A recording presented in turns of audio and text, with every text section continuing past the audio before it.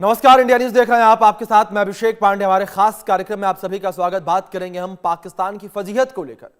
पाकिस्तान दुनिया का ऐसा इकलौता देश है जिसे इज्जत और बेशर्मी से कोई लेना देना नहीं है।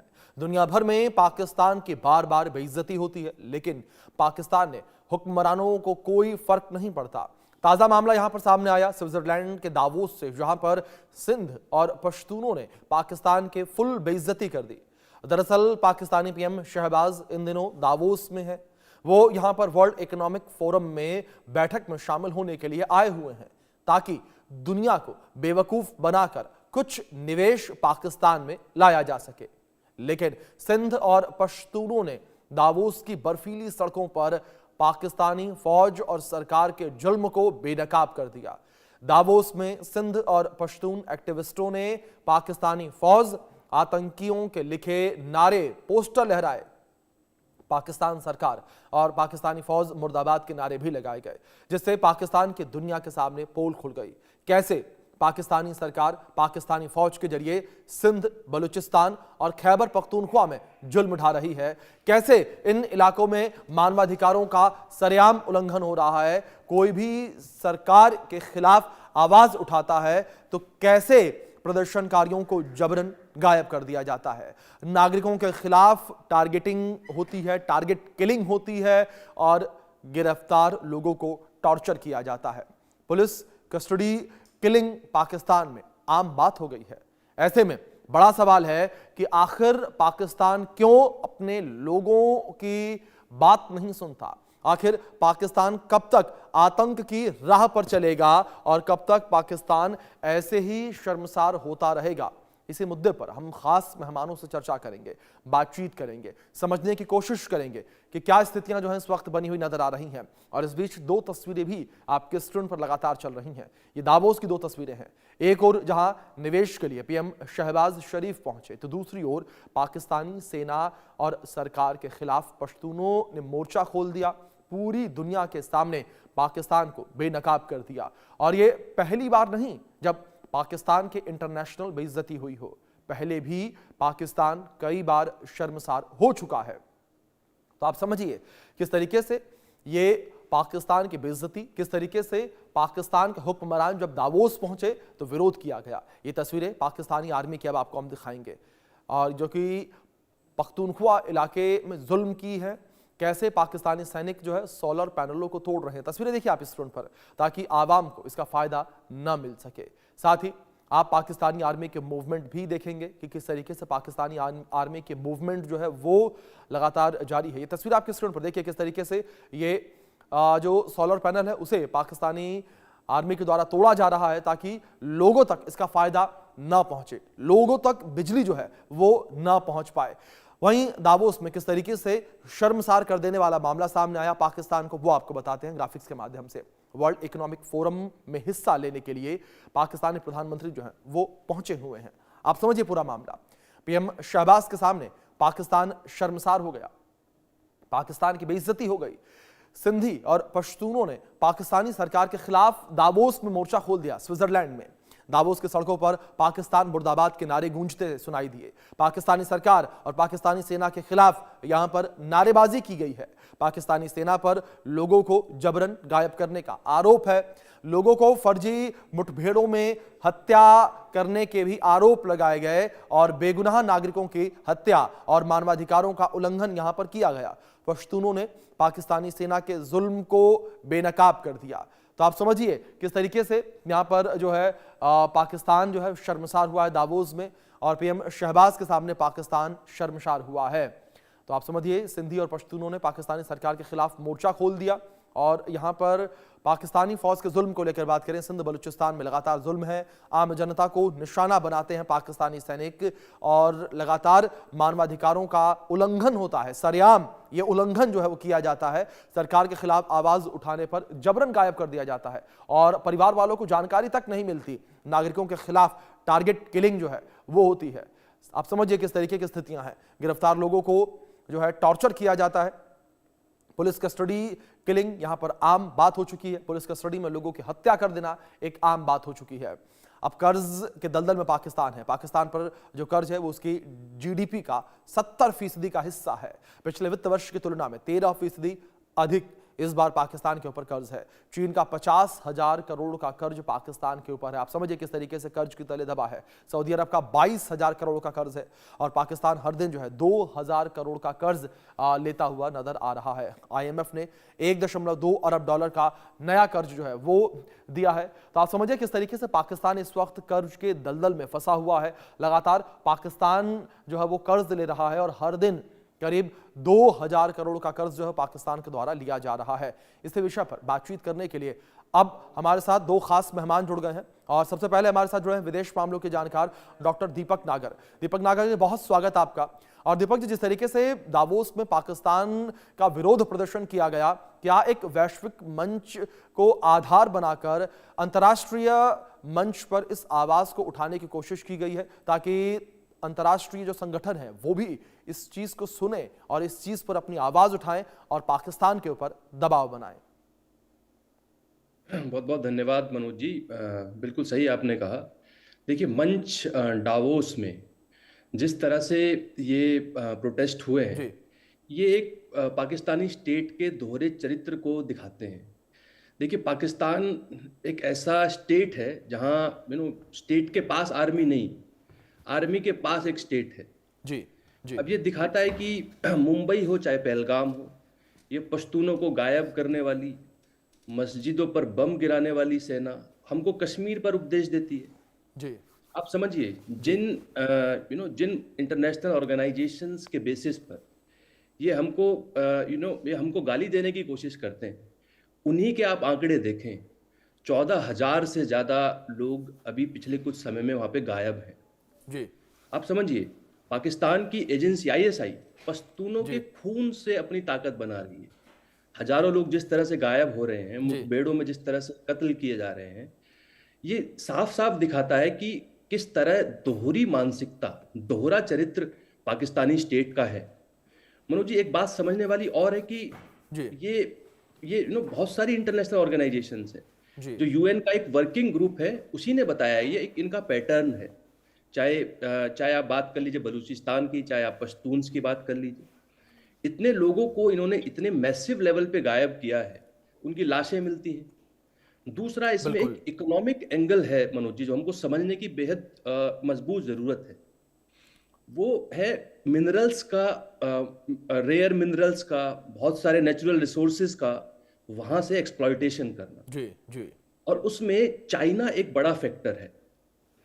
उस बात को ध्यान में रखते हुए हमको ये देखना है कि ये चाहते हैं वहां से इस तरह के रिसोर्सेज को एक्सट्रैक्ट किया जाए और इसमें मिलिट्री, पाकिस्तानी सेना एक बहुत मजबूती के साथ उनके साथ खड़ी रहती है। जी।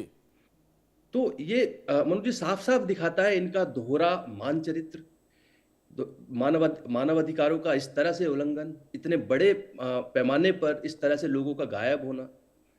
और ये साफ है, ये साफ दिख रहा है। मुझे एक याद आती है एक तस्वीर व्हाइट हाउस में पहलगाम के बाद, एक मुनीर की तस्वीर को देखकर ये लोग बहुत खुश हो रहे थे कि हमको देखिए व्हाइट हाउस है, प्रेसिडेंट ट्रंप हमारी बहुत इज्जत करते हैं। अब डावोस में वो साफ दिख रहा है। बिल्कुल डावोस में दिख रहा है कि दीपक जी, बिल्कुल ठीक है आपने। दावोस में स्थितियां साफ नजर आ रही हैं कि किस तरीके से पाकिस्तान भले ही इंटरनल मुद्दा कहे इससे, लेकिन वैश्विक मंच पर भी ये बातें अब उठने लगी हैं। इस बीच हमारे साथ एक खास मेहमान और जुड़ी हैं हमारे साथ एनी खान जी जुड़ी हैं, जो कि पाकिस्तान की पत्रकार हैं। एनी जी, बहुत स्वागत है आपका इंडिया न्यूज पर सबसे पहले तो। और मेरा पहला सवाल एनी जी यहाँ पर यही है कि दावोस जैसे वैश्विक मंच के बाहर इस तरीके की नारेबाजी, पाकिस्तान मुर्दाबाद के नारे लगाना और यहाँ पर खुले तौर पर विरोध करना, जिस तरीके से आप लोग इसे एक इंटरनल मुद्दा कहते हैं, लेकिन यह इंटरनल मैटर अब इंटरनेशनल मैटर बनता हुआ नजर आ रहा है। Thank you so much for having me. सबसे पहले तो मैं कमेंट करूंगी, मुझसे पहले जो मेरे भाई बात कर रहे थे उन्होंने गुजरात के कसाई के ऊपर बात क्यों नहीं की। उनको पाकिस्तान का, पश्तूनों का, मैं खुद पश्तून हूँ, उनको पश्तूनों का दर्द तो महसूस हुआ। अच्छी बात है, इंसानियत के लिए बोलना चाहिए। लेकिन बुजर ऑफ गुजरात, जिसको आपने प्राइम मिनिस्टर बोला हुआ है, बनाया हुआ है, आपके इंडिया के अंदर जो मुसलमानों के ऊपर जुल्म किए जा रहे हैं, जो मसाजिद को शहीद, बाबरी मस्जिद मिसाल है हमारे सामने। पाकिस्तान के अंदर तो आज तक कोई मस्जिद शहीद नहीं हुई। तो वो पहले तो इंडिया के ऊपर बात करते, फिर वो पाकिस्तान के इश्यूज के ऊपर बात करते। लेकिन चले, टॉपिक है आज की जो बाहर प्रोटेस्ट हो रहा है, हक हासिल है तमाम इंसानों को किसी भी जगह पर प्रोटेस्ट करने का, लेकिन समझने की जरूरत है कि प्रोटेस्ट किस लिए किया जा रहा है। खैबर पख्तूनख्वा के अंदर कोई खास कबायली इलाका है जिसको 2018 के अंदर मर्ज किया गया था खैबर पख्तूनख्वा के अंदर। उससे पहले वो आजाद इलाका था, वहां पे पुलिस का निजाम नहीं था, वहां पे कोर्ट्स नहीं थी, उनका अपना जिरगा सिस्टम था। अगर आपको थोड़ा बहुत कबायली सिस्टम का आइडिया हो जाए तो वहां पे तो अब रूल एंड लॉ की बात हो रही है, हुकूमत ने उसको मर्ज किया है, वहां पे अब बाकायदा तौर पर फंड्स दिए जा रहे हैं। लेकिन मिलिट्री ऑपरेशन वहां पे करने की जरूरत है, और ये रियासत ने महसूस किया, क्योंकि वहां पे जितना टेररिज्म हो रहा है पाकिस्तान के अंदर, वहां से अफगानिस्तान के अंदर से टेररिस्ट एंटर होते हैं, क्योंकि वो भी पश्तून हैं और उस आबादी के लोग भी पश्तून हैं, तो टेररिस्ट को आसानी से वो लोगों के अंदर मर्ज हो जाते हैं, वहां पे उनको आइडेंटिफाई करना मुश्किल हो रहा है। इसलिए हुकूमत की जानिब से बाकायदा तौर पर उनको वहां से माइग्रेट करके खैबर पख्तूनख्वा के डिफरेंट एरियाज, पेशावर, कोहाट के अंदर उनको बसाया जा रहा है कि आप कुछ अरसे के लिए वहां से माइग्रेट हो जाए, ताकि वो जो एरिया है उसको हम दहशतगर्दों से पाक कर सके और हमें बाकायदा पता चले कि कौन सा बंदा वहां का रहने वाला है और कौन सा टेररिस्ट है। लेकिन कुछ ऑर्गेनाइजेशन हैं जिनको वहां से प्रॉब्लम हो रही है उस मिलिट्री ऑपरेशन से, वो भी उनका हक है, आईनी हक है उनका एहतजाज करना। पीटीएम की जानिब से पश्तून तहफ़्फ़ुज़ मूवमेंट है पाकिस्तान के अंदर, जिसको गवर्नमेंट की जानिब से 2024 में जो है वो बैन कर दिया गया था, उसकी जानिब से प्रोटेस्ट की कॉल दी गई। लेकिन आप देखें कि कितने लोग प्रोटेस्ट के लिए निकले हैं, मेरे ख्याल में 10-15 लोग निकले हैं, अपनी डिमांड्स लेके निकले हैं, और उनके ऊपर किसी किस्म का हुकूमत की जानिब से भी तनकीद नहीं की जा रही, उनको हक है एहतजाज करने का। और ये पहली दफा नहीं हुआ, इंडिया के प्राइम मिनिस्टर भी कहीं पे जाते हैं तो वहां पे भी जो है वो प्रोटेस्ट होते हैं, खासतौर पे खालिस्तान तहरीक की जानिब से होते हैं। तो प्रोटेस्ट हर मुल्क के अंदर होते हैं, जब भी कोई नुमाइंदगी होती है इंटरनेशनल फोरम पे तो दुनिया को बताया जाता है कि भाई हमारे तहफ़्फ़ुज़ात हैं इस इशू के ऊपर और हुकूमत उस इशू को दूर करे। जी ठीक है, ठीक है। डॉक्टर दीपक जी, दूसरी ओर जिस तरीके से वर्ल्ड इकोनॉमिक फोरम को लेकर बात करें, ऐसे बड़े मंच पर सड़क पर विरोध प्रदर्शन, क्या संदेश आप देखते हैं? क्या आपको लगता है कि एक बड़ा संदेश यहां से जाएगा पाकिस्तान के लिए? जी बिल्कुल बड़ा संदेश जाता है। और दूसरा, मोहतरमा से एक देखिए, भारतीय मुसलमानों की चिंता आप लोग ना करें, वो आप छोड़िए, पर बेहतर समझने की बात यह है कि जिस तरह से बहुत सारे इंटरनेशनल ऑर्गेनाइजेशंस ने, इवन यूएन के ऑर्गेनाइजेशंस ने वहाँ पर दर्शाया है, दिखाया है, कितनी बड़ी मात्रा में लोग गायब हो रहे हैं, तो आप यहाँ इस बात को ये कहकर नहीं छोड़ सकते हैं कि चंद लोग प्रोटेस्ट कर रहे हैं। चंद लोग प्रोटेस्ट कहाँ कर रहे हैं? ये कासिम मुनीर के लिए क्या दिखाता है? जी बेहद ज़रूरी ये बात समझना है कि एक कर्ज में डूबा हुआ देश जो खाने के लाले हैं, वो हमको उपदेश दे रहे हैं कि हम गुजरात की बात करें। समझिए, ये बहुत पुराना एक तर्क होता है कि नेशन की सिक्योरिटी ज़रूरी है, कि राइट्स ज़रूरी हैं, और सिक्योरिटी के लिए हम इस तरह के मिलिट्री ऑपरेशंस करने पड़ते हैं।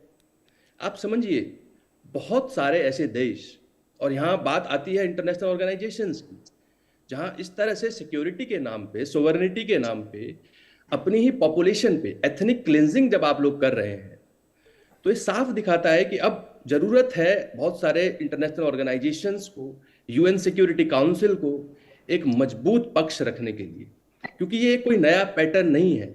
ये हमने ये हमने खैबर पख्तून में देख लिया है, बलूचिस्तान में देख लिया है, और ये पूरे साउथ एशियन सिक्योरिटी आर्किटेक्चर के लिए, पूरे साउथ एशिया की स्टेबिलिटी के लिए जरूरी है कि अब यूएन सिक्योरिटी काउंसिल इस पर कोई मजबूत स्टैंड ले। और डावोस में साफ दिखा रहा है कि बड़बोली बातों से काम चलेगा नहीं, आपको ये मजबूती से ये पक्ष रखने पड़ेंगे। जी बिल्कुल बिल्कुल दीपक जी, जाहिर तौर पर एनजी। लेकिन इस बीच जिस तरीके से तमाम बातों का आपने जिक्र किया, यहाँ पर जबरन गुमशुदगी, फर्जी मुठभेड़ जिसका जिक्र बार बार किया जा रहा है, कहा जा रहा है कि जबरन लोगों को जो है घर से उठा लिया जा रहा है, लोगों को जानकारी तक नहीं दी जा रही कि आखिर उनके परिवार को, लोगों को कहां लेकर जाया जा रहा है, और इसके बाद हिरासत में हत्या कर दी जा रही है। ये मामले लगातार निकलकर सामने आए, कई वीडियोस जो है आईएनजी वो भी निकलकर सामने आए, जिसमें पश्तून ये कहते नजर आ रहे हैं, बलूच ये कहते नजर आ रहे हैं कि उनके परिवार के लोगों को जबरन उठा लिया गया, आर्मी के द्वारा, मिलिट्री के द्वारा या पाकिस्तानी पुलिस के द्वारा। इसको लेकर आप क्या कहेंगे? क्या आपको नहीं लगता कि मानवाधिकारों का उल्लंघन है, और इतने बड़े स्तर पर मानवाधिकार का उल्लंघन किया जा रहा है, लेकिन उसके बावजूद भी पाकिस्तानी सरकार चुप है? देखिए, पाकिस्तानी सरकार बिल्कुल चुप नहीं है। पाकिस्तान के अंदर मिसिंग पर्सन का इशू है, जो रियलिटी है मैं उसको मानूंगी, मिसिंग पर्सन का इशू है। बलूचिस्तान के अंदर, खैबर पख्तूनख्वा के अंदर इस तरह का कोई केस सामने नहीं आया, लेकिन बलूचिस्तान कि एरिया को समझने के लिए ये देखना जरूरी है कि वहां पे इंडिया का इन्फ्लुएंस बहुत ज्यादा है। जी वहां पे कुछ सबूत मिलते हैं तो रियासत उस बंदे को गायब करती है या उस बंदे को उठाती है, उससे इन्वेस्टिगेशन होती है या फर्दर जो चीजें होती हैं। रियासत को कोई शौक नहीं है कि अपने जी शहरियों को उठा के और उसको गायब कर दे। एथनिसिटी क्लिनजिंग की अगर बात कर रहे हैं मेरे भाई, तो पाकिस्तान सबसे ज्यादा तवज्जो बलूचिस्तान के ऊपर दे रहा है मिनरल्स की वजह से। वहां पे बहुत रिच है मिनरल के हिसाब से बलूचिस्तान, और वहां पे सबसे ज्यादा उनको फैसिलिटीज दी जा रही हैं। सीपैक का हिस्सा है बलूचिस्तान, पंजाब उसके अंदर शामिल नहीं है। तो हुकूमत को अंदाजा है मिसिंग पर्सन का जो पाकिस्तान के अंदर इशू है वो जेन्युइन इशू है, और जी अब कोर्ट के अंदर भी इसकी हेयरिंग हो रही है और इसको समझने के लिए कोशिश की जा रही है। लेकिन अब ये इल्जाम लगा देना कि रियासत की तरफ से बंदों को उठाया जा रहा है, तो ये बिल्कुल गलत होगा। कुछ जी बंदे रियासत की तरफ से उठाए जा रहे होंगे, मैं मान रही हूँ, लेकिन कुछ ऑर्गेनाइजेशन ऐसी हैं जो वहां पे बलूचिस्तान के अंदर खासतौर पे छोटे बच्चों की ब्रेन वॉशिंग करके उनको अपने ग्रुप के अंदर शामिल करते हैं। हमारे इस्लामाबाद के अंदर प्रोटेस्ट हुआ था, महरंग बलोच उसको लीड कर रही थी। तो वहां पे कुछ ऐसे मिसिंग पर्संस की फैमिली ने तस्वीरें उठाई हुई थी जो कि बच्चे बाकायदा तौर पर टेररिस्ट ऑर्गेनाइजेशन का हिस्सा थे।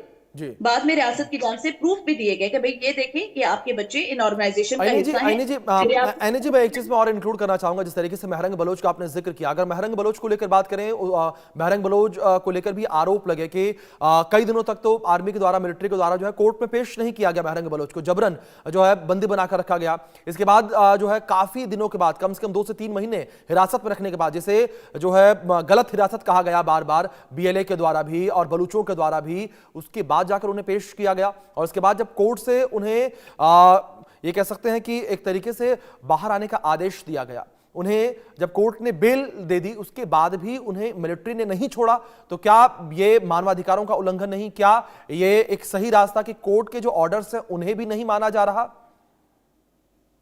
देखिए, ये तो वही बात होगी कि दहशतगर्दों के लिए भी आप इंसानी हुकूक की बात कर रहे हैं। पाकिस्तान के अंदर एक जाफिर एक्सप्रेस का इंसिडेंट हुआ था जिसमें पूरी ट्रेन को हाईजैक किया गया था बीएलए की जानिब से, जिसमें जी मिलिट्री फोर्सेस के जवान भी उसके अंदर शामिल थे जो कि छुट्टी पे वापस अपनी ड्यूटीज पे जा रहे थे अपने घरों से अंदर। वहां पे जो टेररिस्ट को कत्ल किया गया था, जो उनको मारा गया था, उनकी डेड बॉडी हॉस्पिटल शिफ्ट की गई थी ताकि प्रॉपर डीएनए और बाकी प्रोसेस किया जा सके, पता लगाया जा सके कि ये कौन है। महरंग बलोच के पूरे ग्रुप की जानिब से उन डेड बॉडीज को अस्पताल से छीनने की कोशिश की गई थी। जी तो महरंग बलोच पर दहशतगर्दों की डेड बॉडीज घर ले जाने का इल्जाम था, जो कि बड़ा सीरियस इशू है। जी सेकेंडली, उसको कोर्ट में इसलिए पेश किया नहीं जा रहा क्योंकि सिक्योरिटी रीजंस हैं, रास्ते में कुछ भी हो सकता है, प्रोटेस्ट हो सकता है, उसको हिमायत हासिल है। पाकिस्तान में भी एक लेकिन खास एनी जी, आज के समय में तो ऑनलाइन हियरिंग भी होती है। मुझे उम्मीद है कि पाकिस्तान में भी ऐसा कुछ होता होगा।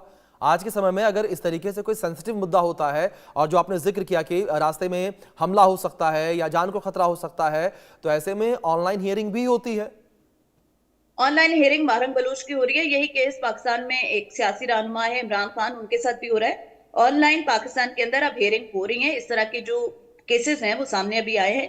इससे पहले पाकिस्तान में नहीं था, लेकिन अभी ऑनलाइन केसेस पाकिस्तान में हियरिंग हो रही है। महरंग चलिए बलोच ठीक का है, भी केस ठीक है। एनी जी लौटूंगा मैं आपके पास। एक रिएक्शन में दीपक जी का चाहूंगा। दीपक जी, जिस तरीके से यहाँ पर पाकिस्तान जो है वो निवेशकों को लुभाने के लिए पहुंचा हुआ दावोस में, पाकिस्तान निवेश चाहता है कि निवेश हो और वहां की आवाम को इसका फायदा मिले, लेकिन डॉक्टर दीपक, जिस तरीके से दावोस की सड़कों पर विरोध प्रदर्शन हो रहा है, वर्ल्ड इकोनॉमिक फोरम के बाहर जो है विरोध प्रदर्शन हो रहा है, क्या इसका असर निवेशकों के ऊपर पड़ेगा?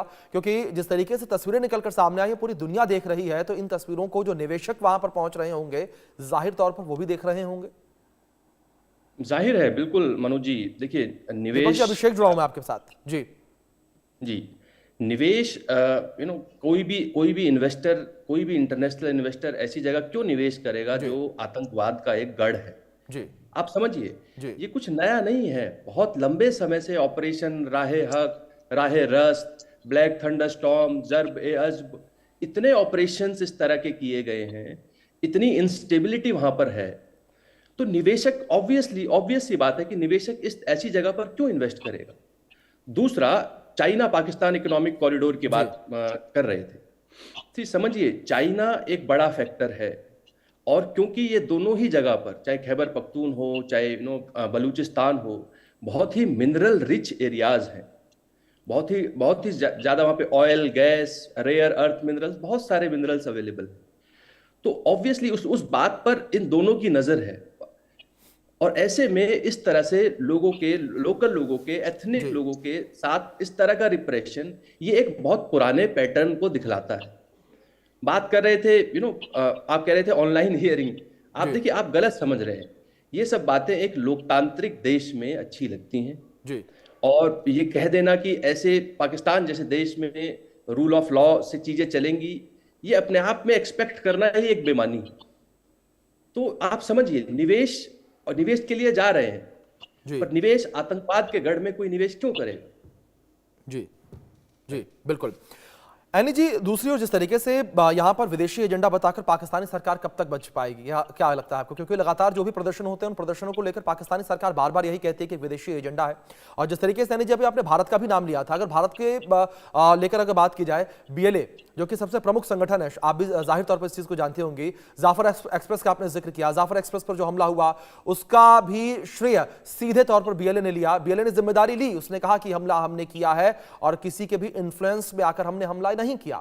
तो ऐसे में क्या आपको लगता है कि पाकिस्तानी सरकार जो है अपनी नाकामयाबी छिपाने की कोशिश बार बार करती है, बार बार विदेशी एजेंडा इसे बताकर पाकिस्तानी आर्मी भी अपनी नाकामयाबी को छिपाती है? क्योंकि जाफर एक्सप्रेस पर एनएजी एक बार नहीं, कम से कम 5 बार बड़े हमले हुए हैं, जिसमें सबसे बड़ा हमला था जब 200 से ज्यादा लोगों को बंधक भी बना लिया गया था, और उसके बावजूद भी कई बार पटरियां उड़ा दी गई, कई बार ट्रेन की बोगियों पर गोलीबारी हो गई, कई बार जो है ट्रेन रोकी गई और उसे हाईजैक करने की कोशिश की गई। देखिए, टेररिज्म को कहीं पे भी ग्लोरीफाई नहीं किया जा सकता। अभी कहा गया कि पाकिस्तान जो है वो दहशतगर्दों का गढ़ है। जब पाकिस्तान दहशतगर्दी के पाक करना चाह रहा है पाकिस्तान को फिर भी मसला है कि पाकिस्तान खैबर पख्तूनख्वा के अंदर क्यों लोगों को निकाल रहा है। पाकिस्तान इसलिए निकाल रहा है कि वहां पे टेररिज्म को खत्म करने की कोशिश की जा रही है। टेररिज्म पाकिस्तान का मसला है, चाहे बलूचिस्तान हो या खैबर पख्तूनख्वा, वहां पे दहशतगर्दी हो रही है। और उसका खुद ही जिक्र मेरे रिस्पेक्टेड सर ने कर दिया कि वो मिनरल्स के हिसाब से रिच है। तो पाकिस्तान ये भी तो सोचता है ना कि कौन से मुल्क है, कौन सा ऐसा एजेंडा है जो कि पाकिस्तान के अंदर तरक्की नहीं होना चाहता। अगर इन दोनों एरियाज के अंदर अमन हो जाएगा तो वहां पे यकीनन फॉरेन इन्वेस्टमेंट भी आएगी और मिनरल्स और सब बाकी चीजें भी हो जाएंगी। तो सोचना तो यही है कि कौन है पीछे इंटरनेशनल एजेंडे के बगैर। अब आम तो ऐसे नहीं है कि उठ के वो कह दे कि भाई मुझे फायदा नहीं होगा। जब मिनरल्स बिकेंगे तो बलूचिस्तान को ही फायदा होगा और केपी को ही फायदा होगा। जब निकलते हैं मिनरल्स तो वहां से उनकी आवाम को भी तरक्की मिलती है और बाकी चीजें भी होती हैं। जहां तक आपने अभी बात की कि पाकिस्तान के अंदर, मेरे भाई ने कहा कि रूल एंड लॉ, पाकिस्तान में रूल एंड लॉ बिल्कुल मौजूद है। इंसिडेंट होते हैं जमहूरी मुल्कों के अंदर, बड़े मुल्कों के अंदर इंसिडेंट होते हैं। आप जो इंटरनेशनल ऑर्गेनाइजेशन को दावत दे रहे हैं कि वो पाकिस्तान के ऊपर एक्शन लें, तो कनाडा बोल चुका है, अमेरिका बोल चुका है, कितने इंटरनेशनल ममालिक हैं जो बोल चुके हैं कि पाकिस्तान जो भारत है वो उनके मुल्क के अंदर जाकर दहशतगर्दी करवा रहा है। खालिस्तान तहरीक के ठीक है एनी जी, मैं आपको रोकूंगा। एनी जी एक सवाल मेरा इस बीच ये भी है, जिस तरीके से आपने दहशतगर्दी का जिक्र किया, टेररिज्म का आपने जिक्र किया, लेकिन ऐसे दर्जनों आतंकी संगठन है एनी जी जिनको पाकिस्तान जो है फंडिंग करता है, पाकिस्तान उनको पालता है। अगर कुछ का नाम ले लूं मैं इसमें, तहरीक तालिबान पाकिस्तान, जिसका गठन पाकिस्तान नहीं किया, अब वो पाकिस्तान के लिए सिरदर्द बना हुआ है। इसके बाद लश्कर तैयबा है, जैश मोहम्मद है, हिजबुल मुजाहिदीन है, हिजबुल हक्कानी नेटवर्क है, इसके बाद ये है सिपाही साहबा पाकिस्तान है, एसएसपी जिसे कहा जाता है, इसके बाद लश्कर जहांगीरी है जिसे एलईजी कहा जाता है, अल कायदा इन द इंडियन सबकॉन्टिनेंटल, AQIS, इसके बाद इस्लामिक स्टेट खुरासन, ISIS के, ये वो आतंकी संगठन है जो कि रजिस्टर्ड हैं, लिखे हुए हैं, इनके सबूत भी हैं कि पाकिस्तान के अंदर ये आतंकी संगठन चल रहे हैं। तो एनी जी, किस तरीके से आप लोग भारत पर आरोप लगा सकते हैं, किसी अन्य देश के ऊपर आरोप लगा सकते हैं? आरोप मेरे भाई मैंने तो नहीं लगाया, मैं तो सिर्फ ये कह रही हूँ कि इंटरनेशनल ममालिक बोल रहे हैं। कनाडा बोला, जस्टिन ट्रूडो खुद आके वो बोल के चले गए हैं कि भारत किस तरह इन्वॉल्व है कनाडा के अंदर सिखों को मारने के अंदर। मैं ये नहीं बोल रही हूँ, इंटरनेशनल मीडिया बोल रहा है इसके ऊपर कि किस तरह सिखों की क्लेंजिंग हो रही है। एक कमेंट एनी जी, एक कमेंट मैं आपका इस पर भी चाहूंगा, ठीक है एनी जी, एक कमेंट मैं आपका इस पर भी चाहूंगा। जो आतंकी संगठन का मैंने जिक्र किया, ISIS के है, AQIS है, LEJ है, SSP है, और भी तमाम जो आतंकी संगठन जो पाकिस्तान के अंदर मौजूद है, जिसकी कई रिपोर्ट खुद अमेरिका के द्वारा भी प्रकाशित की गई है, इनको लेकर आप क्या कहेंगी कि इन्हें कैसे फंडिंग मिल रही है, ये कैसे खाना खा रहे हैं, इनकी दाल रोटी कैसे चल रही है, इनके पास हथियार आखिर कहां से पहुंच रहे हैं? देखिए, TTP की मैं खास तौर पे बात करूंगी। आपने जिक्र किया तहरीक तालिबान पाकिस्तान का, जिसका आपने जिक्र किया है, वो पाकिस्तान के अंदर बैन हो चुकी है। पाकिस्तान के अंदर उसी के खिलाफ जो है वो बाकायदा तौर पर ऑपरेशन हो रहा है, और जो बंदे उनके पकड़े गए हैं उनके पास अमरीकी साख्ता वेपन्स मिले हैं जो कि अमेरिका अफगानिस्तान के अंदर छोड़कर गया है। इसका जिक्र अमेरिका के वजीर खारजा मार्को रूबियो भी कर चुके हैं कि जो असला, जो वेपन हमने अफगानिस्तान के अंदर छोड़ा था, वही TTP तहरीक तालिबान पाकिस्तान या तहरीक तालिबान अफगानिस्तान, जैश मोहम्मद, लश्कर तैयबा, अगर इनको लेकर बात करें, ये तो पाकिस्तान के अंदर मौजूद, इनके पास हथियार कहां से आ रहे हैं? लश्कर तैयबा पाकिस्तान के अंदर बैन हो चुकी है, बाकी जितनी ऑर्गेनाइजेशन आपने की है वो पाकिस्तान के अंदर बैन है। लश्कर जंग भी एक टाइम ठीक पे है उसकी जी, बड़ी हाइप भले थी। सामने आकर आप लोग इसे बैन कहें, लेकिन हर किसी को पता है किस तरीके से आतंक का गढ़ इस वक्त पाकिस्तान ही बना हुआ है और पाकिस्तान से ही आतंकी निकलते हैं। वो अमेरिका तक जाते हैं, वहां हमला करते हैं, भारत के अंदर आते हैं, वो दहशतगर्दी फैलाते हैं। फिलहाल बहुत शुक्रिया आप दोनों का जुड़ने के लिए, कीमती वक्त इंडिया न्यूज को देने के लिए। वक्त हो चला है छोटे से ब्रेक का, बने रहे इंडिया न्यूज के साथ।